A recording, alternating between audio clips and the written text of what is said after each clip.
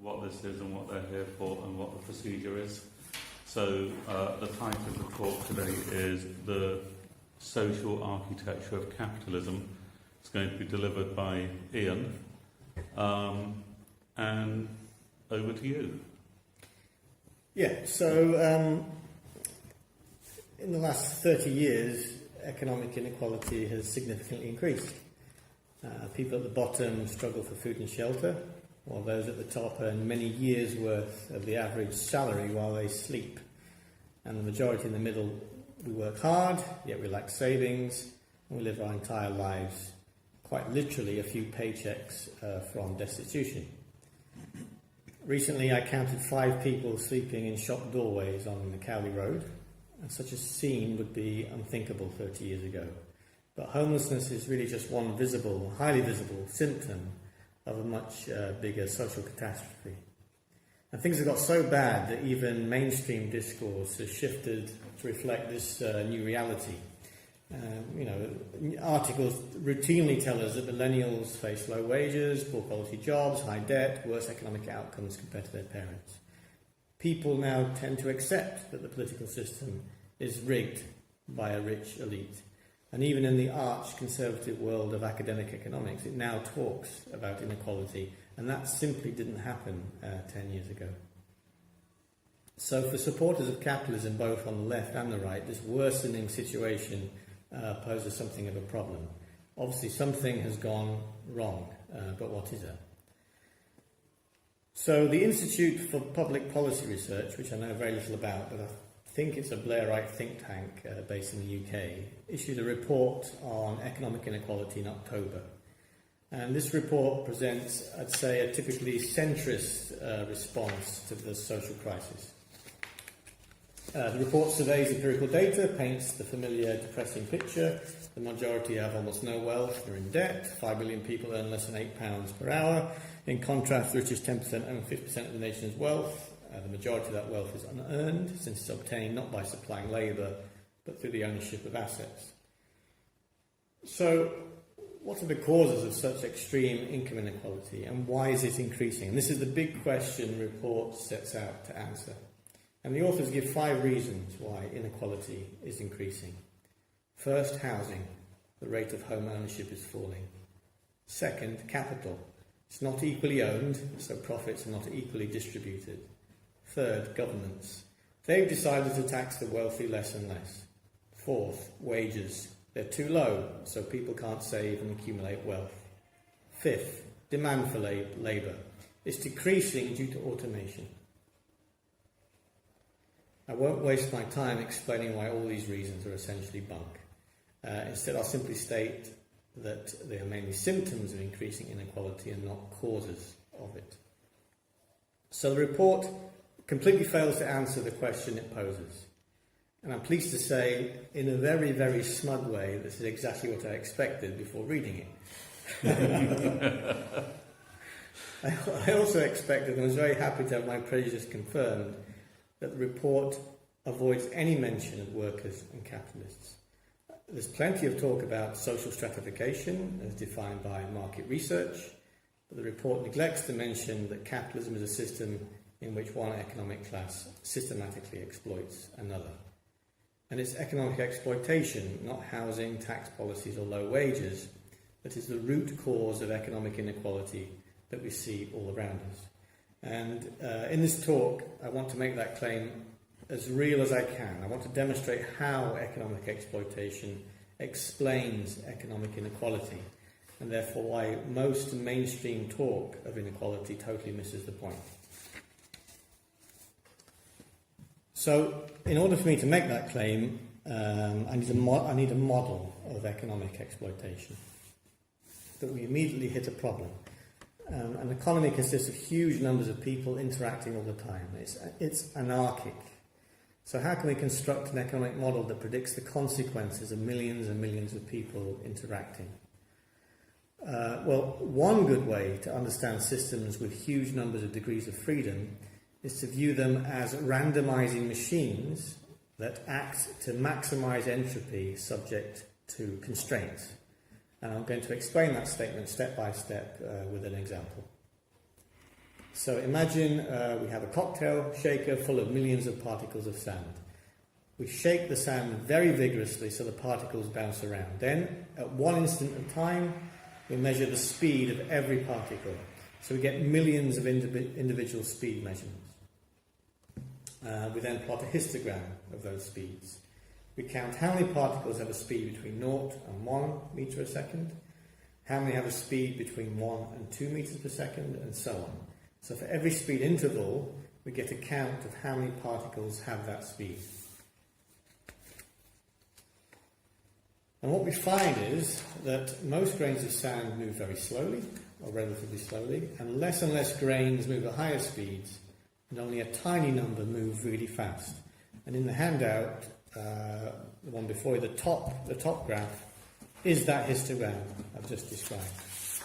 Where on the x-axis is the speed, and on the y-axis is the fraction of the population of sand grains that are moving at that speed. So we have a high bar at low speeds and a diminishing size of a bar as we get to higher and higher speeds. So the histogram measures a distribution of speeds over a population of, in this case, sand particles. So imagine we continue shaking the sand and measure the speeds again a few moments later.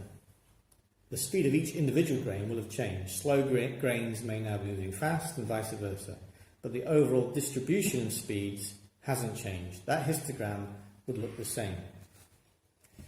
So for systems with huge numbers of degrees of freedom, like the sand in our cocktail shaker, the speed of an individual grain is pretty much random and unpredictable.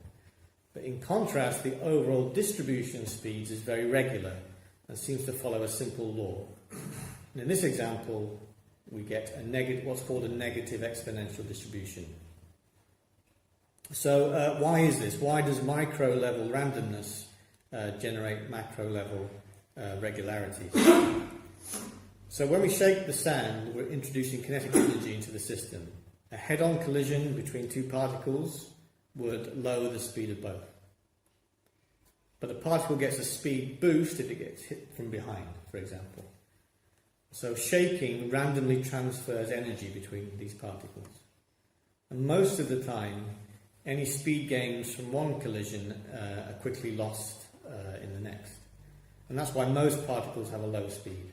But a very small number of particles are lucky, and they have a sequence of speed increasing collisions. And these are the superfast particles. And we can formalize these ideas in terms of entropy. And we can think of entropy as a number that measures the randomness of a distribution. The higher the entropy, the more random the distribution. Now, the most random distribution of all is the uniform distribution, and that's the second graph on the handout, the one at the bottom. A uniform distribution corresponds to finding the same number of sand particles at every speed. So it's the most random distribution because every speed is equally likely. But we don't see a uniform distribution, we see an exponential, where lower speeds are more likely than higher speeds. So, although shaking randomizes the distribution of energy in the system and increases its entropy, there's something that prevents the system from reaching maximum entropy. There's some kind of obstacle that acts to reduce randomness just a little bit, and that's a constraint on the entropy maximization. And that constraint, in fact, is the conservation of energy. I add energy by shaking and the system loses energy by heat and sound, but roughly speaking, the net change in energy in the system is zero. So although each collision transfers unequal amounts of energy, the total energy in the system is roughly always the same. And we can calculate the distribution that corresponds to maximum entropy subject to this total energy constraint. And it turns out that the answer to that optimization problem, that mathematical optimization problem, is the exponential distribution. So the exponential distribution is the most random subject to that single constraint. So we have the beginnings of a method to understand systems with huge numbers of degrees of freedom. At a micro level, the system scrambles and randomizes, and basically anything can happen. But at the macro level, there are global constraints that are always observed. And so there's an interaction between forces that randomize and forces that order. And the technique of maximum entropy can sometimes predict the consequences of that interaction. Now, surprisingly, these ideas apply very directly to economic systems, because economic systems have a huge number of degrees of freedom. So, market transactions involve a transfer of money value. After any transaction, one party may have more or less money than they had before. And it's quite easy to write a short simulation program that takes a large collection of individuals that start with equal amounts of money. We then pick two individuals at random. One's a buyer, one's a seller. We randomly choose a proportion of the buyer's money to transfer to the seller, and the seller gets that money. And then we repeat and pick another two individuals, and we keep doing this forever. And after a very short period, we can measure the distribution of money across those individuals. And we find, once again, the exponential distribution. Most individuals have very little money, and some have a great deal. So the activity of market exchange is acting just like a cocktail shaker. It's mixing everything up, it's randomizing things and maximizing the entropy of the system. And it'd be reasonable to think such a model is way too simple to tell us anything about real markets, but that is wrong. Because remarkably, we also find an exponential distribution in actual economies. The exponential is a great fit to the bottom 80% of the wealth distribution, which is the vast majority of the population. And this holds true for whichever capitalist country we look at. And the fact that 80% of the wealth distribution of actual economies follows an exponential law is a very astonishing regularity. We might think that differences in wealth must arise from accidents of birth or personal virtue, but the principle of entropy maximization tells us there's a much more important causal factor at work. We quickly get extreme income inequality, even in an economy with identical individuals, with identical initial endowments of money. And the point is that markets are randomizing machines. They maximize entropy. And that fact alone is sufficient to explain some of the inequality we observe in actual capitalist economies. So the anarchy of the market is the primary and essential cause of economic inequality. But why doesn't the exponential law fit the entire wealth distribution? What about the remaining 20% of rich people? Well, there must be another constraint on the system in addition to conservation of money in exchange. Some additional principle which we've yet to specify that must be reducing the entropy of the system. So the paper I've handed out contains a macroeconomic model of capitalism. And though it's simple, it has a great deal of explanatory power. The model assumes, as before, a fixed population and a fixed total quantity of money circulating. But the model adds some new non-random constraints to the system that derive from the fundamental social relations of capitalist societies, which is capitalists hire workers, pay them wages, and keep the profits.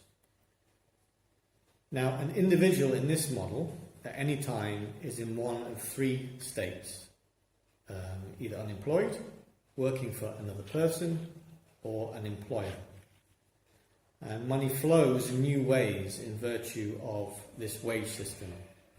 These distributional rules add more constraints to the system, reducing its entropy. So analogously, we're adding some internal structure to our cocktail shaker. We add like a little divider or filter near the top of the shaker. Sand can flow across the filter, but once sand is in the top, it's less likely to fall back to the bottom. So I'm going to spend just the next few minutes describing the rules that govern how individuals switch states and transfer money between them. So in this paper, the wage system is modelled in a really simple way. If a person is unemployed, there's some probability they get hired by an employer. Richer employers are more likely to hire more workers because they can afford a bigger wage bill. There's a small chance that a currently unemployed person will hire another unemployed person. One person then becomes the employer and the other a worker. And this is how new firms get born. Employers pay out wages to all their employees in return for labour, and the wage is chosen randomly from an interval which is quite wide. So although there's an average wage in the system, individual wages vary widely around that average. All individuals, whether they're currently an employer, employee or unemployed, spend some proportion of their money in the market for consumer and capital goods. They spend a random amount between zero and their current money holdings, and this expenditure adds to the aggregate demand in the economy. We don't bother to specify what actual goods and services are purchased, we're just interested in the money flows.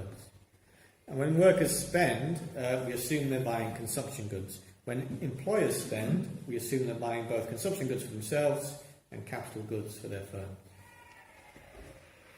Now, the individual capitalist enterprise or firm is very simply a hierarchical relationship between a single employer and the plurality of employees.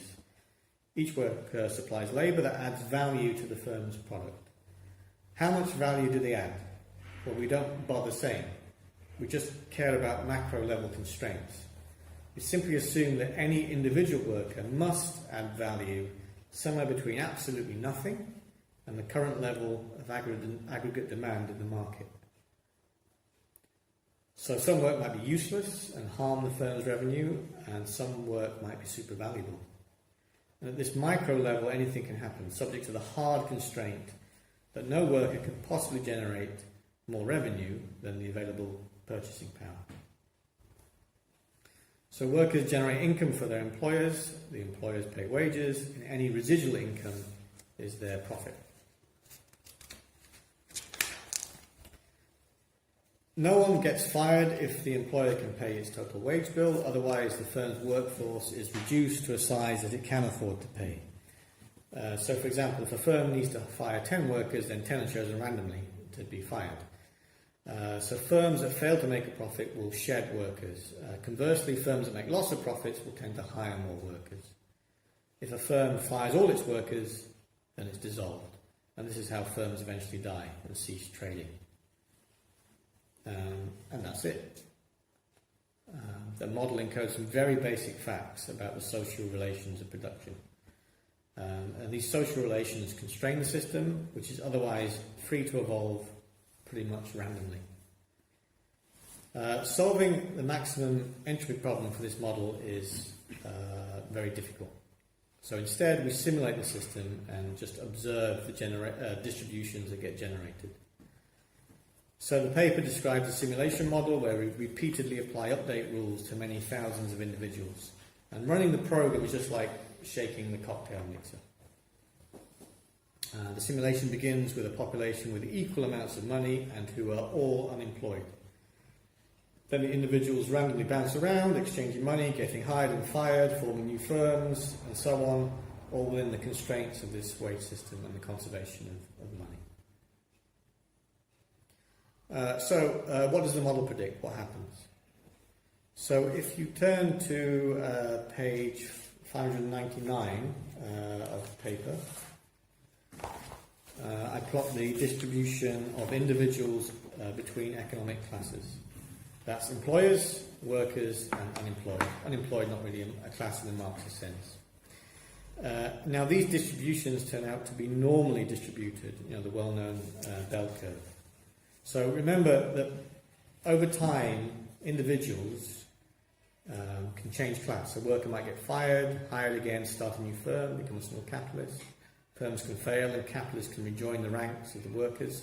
So everything's changing all the time. But these plots show that all this churn results in stable distributions.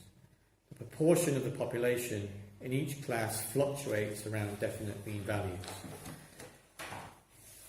Now, the fact that we have a fixed number of individuals that have these infinite lifetimes is not really important, because you can just interpret it in a different way, which is there's a net entry and net exit of different actual individuals, but the working population is constant.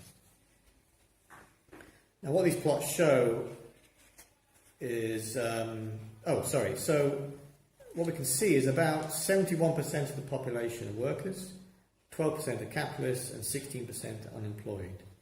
And roughly that's a pretty good approximation to real life. And it's remarkable that the model self-organises into a class division of society with a minority of employers and a majority of workers. On page 600, I plot the size distribution of firms measured by number of employees. And the distribution we get is a very good fit to what's known as a Zipf law. And that means there's a large number of very small firms and a small number of very large firms. So again, this macro level law of regularity summarises a huge amount of micro level change. Firms are born, grow and die all the time. Nonetheless, the number of firms of different sizes is stable.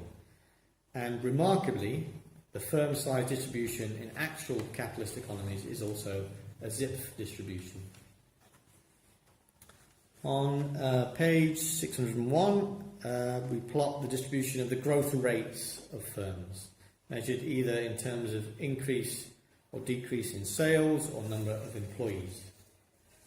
And this distribution follows what's known as a Laplace distribution. And that means that for most of the time, the size of a firm changes very little, but less frequently the change in size can be dramatic, either rapid growth or a mass layoff event. And once again, we find a Laplace distribution in the empirical data on firm growth. Page 603 plots how many firms go bankrupt and cease trading within a period of time. So over a period of time, we measure how many go bankrupt. And this generates a log normal distribution. And that means in most periods, a handful of firms go bust, but occasionally we get mass extinction events. And again, remarkably, the empirical data also exhibits a log normal law of firm deaths. On page 604, I plot the change in GDP from year to year, where GDP, gross domestic product, is defined as the total income of firms during a simulated year. We get another Laplace distribution, and that also matches the empirical data of deflated GDP growth in actual national economies. We can also measure the duration of recessions in the model, where a recession is the duration of recession is the number of successive years in which GDP is less than the previous. And we find that follows an exponential distribution. So there's many short, quick recessions and a small number of really long recessions. And again, the empirical data of actual recession duration is consistent with an exponential law. Page 614 plots the profit rates of firms. I define profit rates very simply and somewhat inaccurately as the excess of firm income over wage costs. And we find that the profit rates vary considerably. They cluster around a non-negative peak, but there's a long, what's called a power law tail. So at any time, most firms make an average profit, some make a loss, but a small number make super profits. And the empirical studies on profit rate distributions, the data is qualitatively very similar to figure 12. And in fact, there's some argument and debate about exactly what distributional form is the best explanation for that. So now, let's turn to the main question at hand. What kinds of economic inequality does this model generate? So if we turn to page 608, I plot the distribution of individuals' incomes earned over a simulated year. And in fact, I think that's, for clarity, that's also on the other side of the handout sheet if you want a blow-up. So as expected, the distribution of income is very unequal. But we see two distinct regimes. There's a lower regime consisting of wage income and a higher regime of profit income. Wage income follows a log normal distribution. So there is inequality of wages, of wage income, with a small number of workers earning high wages, but the majority clustered around a mode. Profit income, in contrast, follows a Pareto distribution, and that's a well-known finding in economics. A Pareto distribution has a long tail, which means that some individuals have super high income. In fact, the inequality within profit income exceeds inequality within wage income. So some rich people are enormously much richer than others. And once again, this two-regime distribution is precisely what we find in real data for real economies. It really is one law for the rich and another for the poor. And then we can also look at the distribution of wealth. So income's a flow, wealth is a stock. Look at the holdings of money wealth, and that has a similar two-regime structure. Wealth obeys an exponential law for workers and a Pareto law for capitalists. And again, that's consistent with the actual empirical data. So we now have a model that replicates a broad range of empirical data about actual capitalist economies. So what does this model tell us about the root cause of economic inequality? Well, we saw that maximizing entropy under the single constraint of conservation of money yields an exponential distribution of wealth, and that's quite unequal. So the first cause of inequality, as we said, is what Adam Smith called the higgling and haggling of the market. Since people are free to trade, then entropy must increase, and the distribution of money becomes unequal. But we don't find an exponential distribution in actual capitalist economies. We find something more complex. That's because capitalist economies obey additional constraints on how money moves between individuals. Markets are not the only cause of the inequality we see in capitalism. Production in capitalism takes place in institutions that have two distinct classes of participants. Those that own the firm and get the profits, and those employed by the firm who get paid in wages. And we can think of capitalist firms as little social machines operating within the context of a market economy that sort individuals into different classes by means of the wage system. This sorting reduces the randomness and lowers the entropy of the overall system. And the maximum entropy distribution in these circumstances is then different. It has two regimes, one for capitalists and another for workers. Firms follow a power law distribution in size, and capital concentrates in the same way. So a large number of small capitals exploit small groups of workers, and a small number of big capitals exploit large groups of workers. And profits are roughly proportional to the number of workers employed. So capitalist income also follows a power law, and the Pareto is a specific example of a power law. So the more workers you exploit, the more profit you make. The more profit you make, the more workers you can exploit. And once you hit the very rich bracket, you enjoy positive feedback effects. And in this elevated state, you can fall asleep, wake up the next morning, and have earned more than a worker will in their entire lifetime. So the second cause of economic inequality is the wage system itself. So I think we can now see what's completely missed by mainstream analyses of economic inequality. The IPPR report stated that the main causes of the increasing inequality is the unequal ownership of capital, housing policy, low wages, regressive taxation, and automation. But we've just seen that even if we reset society to a perfect and equitable state, where classes have yet to form and everyone has equal wealth, then as a consequence of the iron laws of thermodynamics, the mere existence of markets and the wage system will rapidly produce exactly the kind of inequality we see around us today. So the point is this: the fundamental social architecture of capitalism is the main cause of economic inequality. We can't have capitalism without inequality, It's an inescapable and necessary consequence of the economic rules of the game. Now, government policy, of course, can attempt to control this basic tendency, and most of us would indeed derive marginal benefit from more enlightened housing, tax and wage policies.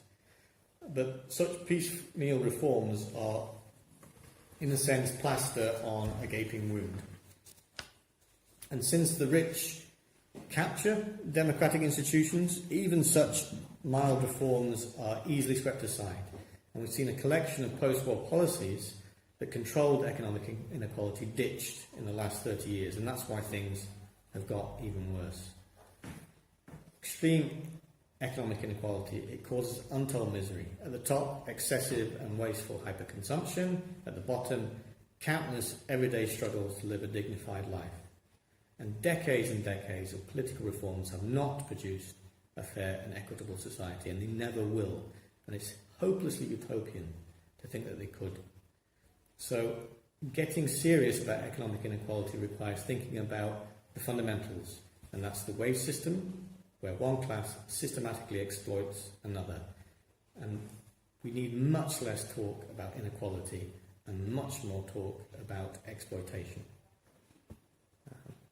That's me.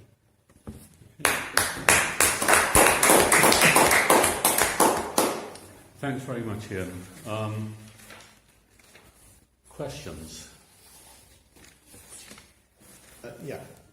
So, on a monopoly question, in this model there's not different markets, but the firm size distribution is such that there's a small number of huge companies that in a sense concentrate capital and are monopolistic in that sense that they're really, really big. But there's no different kinds of markets to say that it's like in this market there's an oligopoly that isn't there.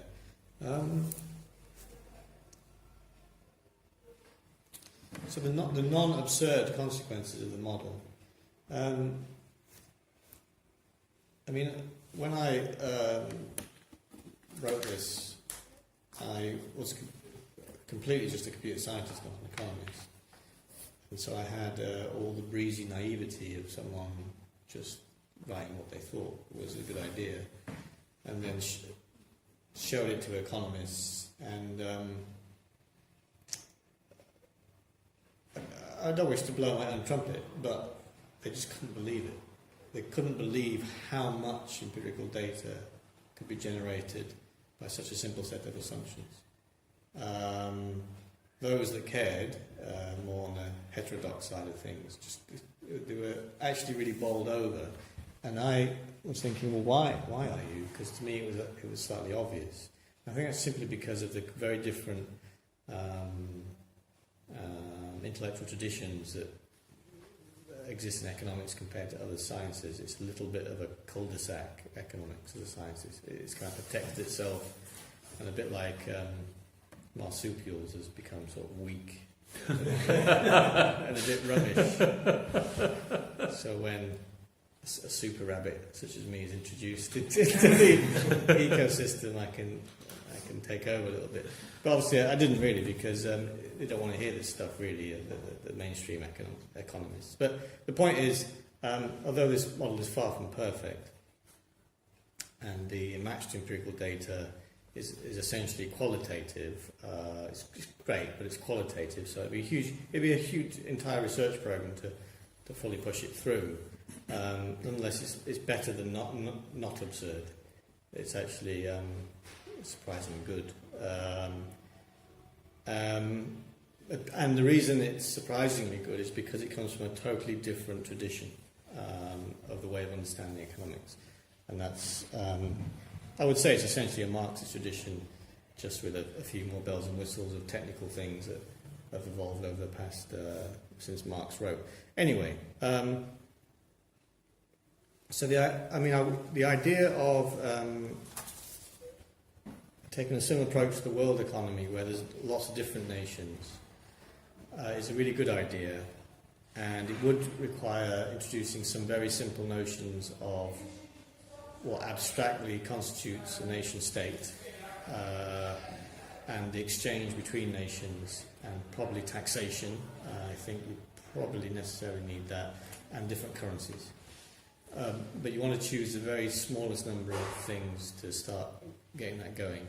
And I will breezily say that I am quite confident that such a model nonetheless would generate inequality between countries, exchange rates, inequality within individuals within countries, and between individuals in countries. And I think it would be a great thing to pursue. And I think the imperialist kind of consequence of that model would be really good thing to do, and I think it would work. And there are power laws of GDP between countries, for example. I mean, what's the great thing about I've said this the wrong way. One of the amazing regularities of nature is this second law of thermodynamics, which applies to everything. So if any work is done, then entropy is produced, and work in the most general sense. Disorder increases globally, at least.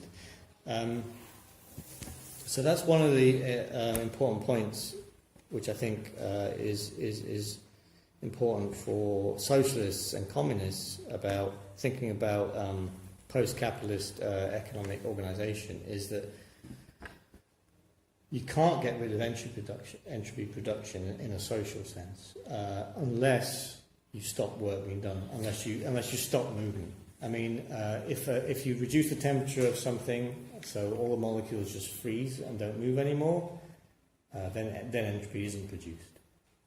Otherwise, it's going to be produced. And if you want a society with any kind of bottom-up freedom, any kind of bottom-up spontaneous organisation, or room for manoeuvre, then there will be entropy production. There will be disorder produced in whatever thing you want to measure. And I think that's a very important point to internalise. Quoting, I think, Engels, freedom is the recognition of necessity. But one of the necessities we have to recognise is this law of thermodynamics that applies even to social systems. So it would also be very, very false and incorrect and ignoring scientific theory if, for example, you think you could build a society where everyone had perfectly equal income, whether that's monetary income or real income, and yet have a society which moves. That's a stupid thing to even try.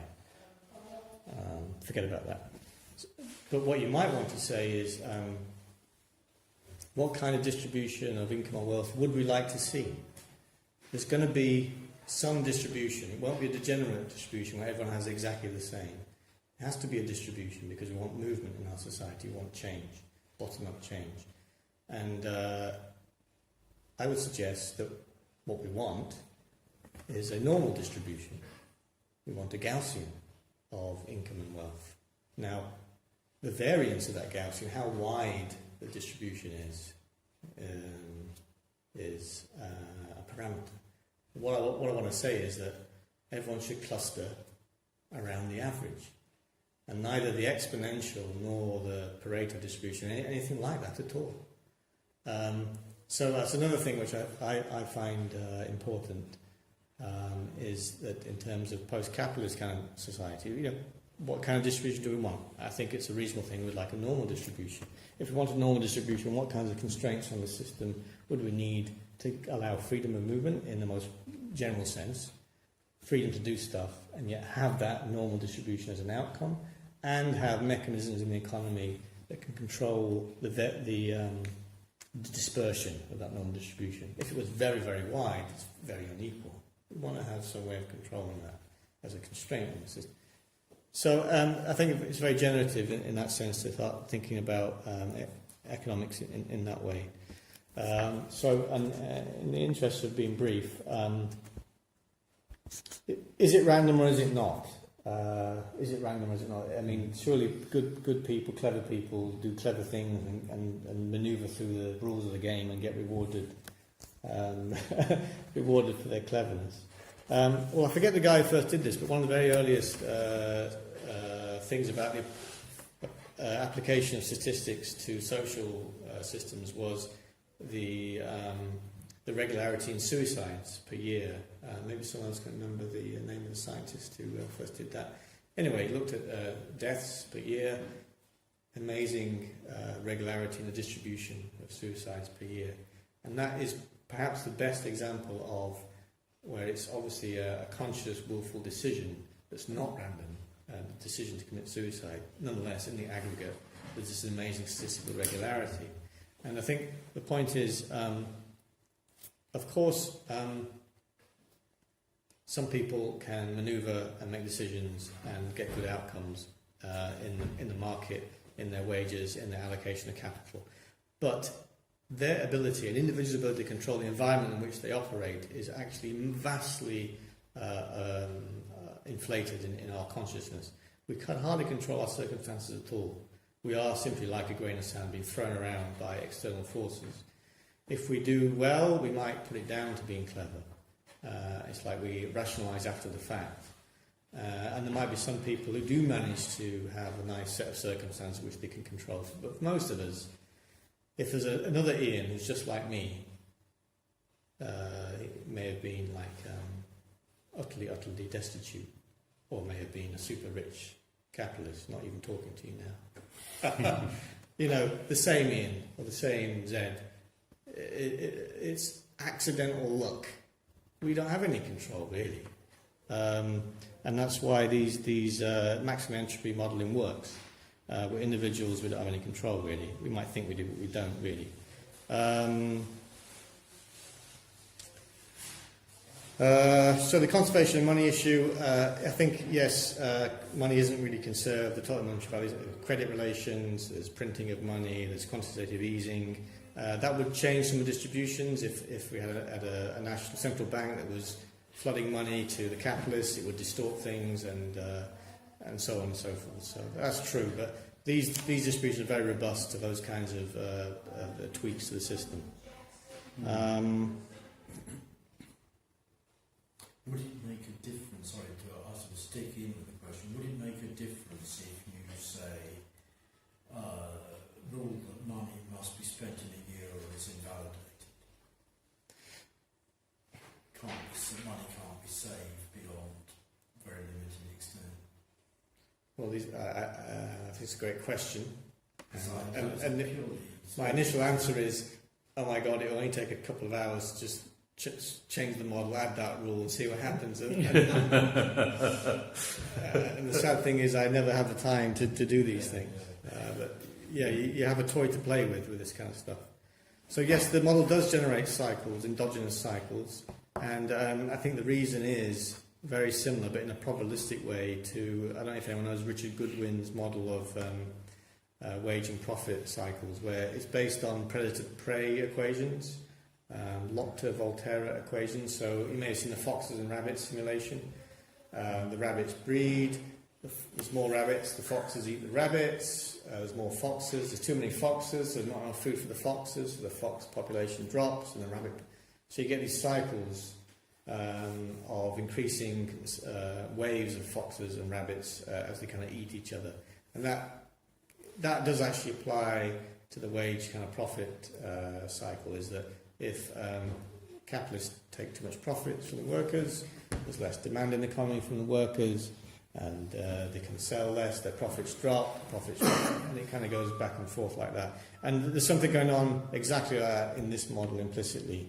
And so you get business cycles because profits just get too high, there's no aggregate demand in the economy, and it falls down again and builds up again.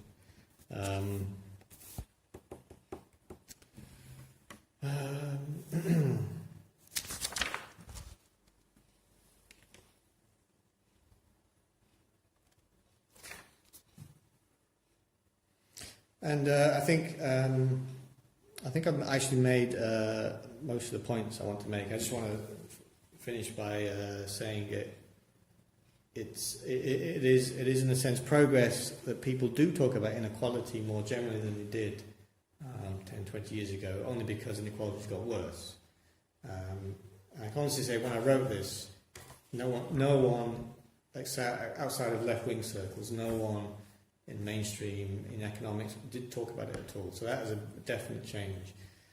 What's sad is exploitation is still entirely missing from the mainstream discourse, and that, in a sense, is an opportunity. It's a failure of our kind of politics, but also an opportunity, because I think the scientific content of exploitation is clear and strong, and we can make, and people, once told it, begin to get it. I think it's a shame more people don't understand that.